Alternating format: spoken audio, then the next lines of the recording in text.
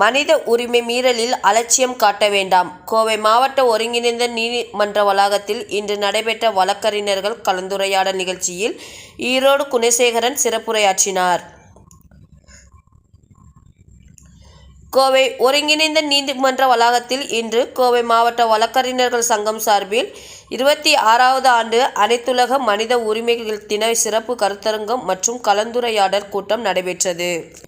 இதில் கோவை மாவட்ட வழக்கறிஞர்கள் சங்க தலைவர் பாலகிருஷ்ணன் தலைமை தாங்கினார். வழக்கறிஞர் மதிவான நிகழ்ச்சி குறித்து அறிமுக உரையாற்றினார். மேலும் இதில் மனித உரிமை செயல்பாட்டாளர் ஈரோடு வி.பி. குணசேகரன் சிறப்பு விருந்தினராக கலந்து கொண்டு எளியோரின் மனித உரிமைகள் என்ற தலைப்பில் சிறப்புரையாற்றினார். அப்போது அவர் கூறியதாவது: முதலாம் உலகப்போர் மற்றும் இரண்டாம் உலகப்போரின் போது ஏராளமான மக்கள் கொன்று குவிக்கப்பட்டனர். இதுபோன்ற நிகழ்வுகளை தடுக்க 1948ஆம் ஆண்டு டிசம்பர் 10ஆம் தேதி ஐநா சபையில் சர்வதேச மனித உரிமை பிரகடனம் செய்யப்பட்டது. அதன் பிறகு ஒவ்வொரு ஆண்டும் டிசம்பர் 10ஆம் தேதி மனித உரிமை தினம் கடைபிடிக்கப்படுகிறது. இந்தியாவில் கடந்த 1993ஆம் ஆண்டு மனித உரிமை பாதுகாப்பு சட்டம் கொண்டுவரப்பட்டது.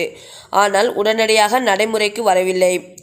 மனித உரிமை பாதுகாப்பு சட்டத்தை நடைமுறைக்கு கொண்டு வர வேண்டும். மனித உரிமை மீறலை தடுத்து நிறுத்த வேண்டும். மனித உரிமை மீறல் காரணமாக பாதிக்கப்பட்ட மக்களுக்கு நிவாரணம் வழங்க வேண்டும்.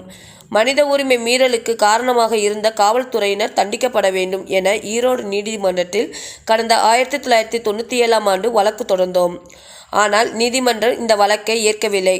காரணம், 1993ஆம் ஆண்டு கொண்டுவரப்பட்ட மனித உரிமை பாதுகாப்பு சட்டத்தில் பல ஆண்டுகளாக விதிகள் உருவாக்கப்படவில்லை. இதனால் இந்த சட்டம் அமலுக்கு வரவில்லை என கூறி இந்த வழக்கை நீதிமன்றம் ஏற்கவில்லை.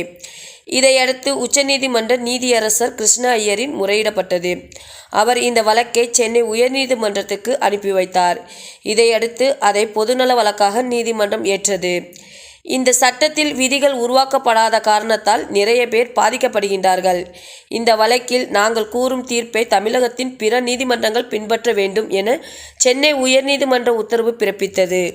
அதன் பிறகு உச்சநீதிமன்ற நீதியரசர் சதாசிவம் தலைமையில் குழு அமைக்கப்பட்டது. இந்த குழுவின் பரிந்துரைப்படி தமிழக அரசும் கர்நாடக அரசும் பாதிக்கப்பட்ட மக்களுக்கு இழப்பீடு வழங்கியது. இப்படி மனித உரிமை மீறலை தடுக்க நீண்ட சட்ட போராட்டம் நடத்த வேண்டியிருந்தது. மனித உரிமை மீறலை தடுக்க முடியாமல் போனால் அது பெரிய நோயாக உருவெடுக்கும். ஒடுக்கப்பட்ட மக்களுக்கு உடனடியாக நீதி கிடைக்கவும் மனித உரிமை மீறலை தடுக்கவும் நாம் அனைவரும் முன்வர வேண்டும். இந்த விஷயத்தில் யாரும் அலட்சியம் காட்டக்கூடாது. மனித உரிமை மீறலை தடுத்து ஏழை மக்களுக்கு பாதுகாத்தல் மற்றும் நாட்டில் அமைதி நிலவும். இவ்வாறு ஈரோடு வி.பி. குணசேகரன் தெரிவித்தார்.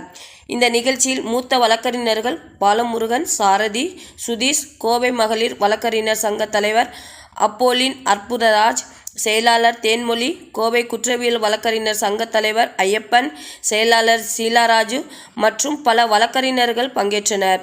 இறுதியாக கோவை வழக்கறிஞர்கள் சங்க பொருளாளர் டி. ரவிச்சந்திரன் நன்றியுரை கூறி நிகழ்ச்சியை நிறைவு செய்தார்.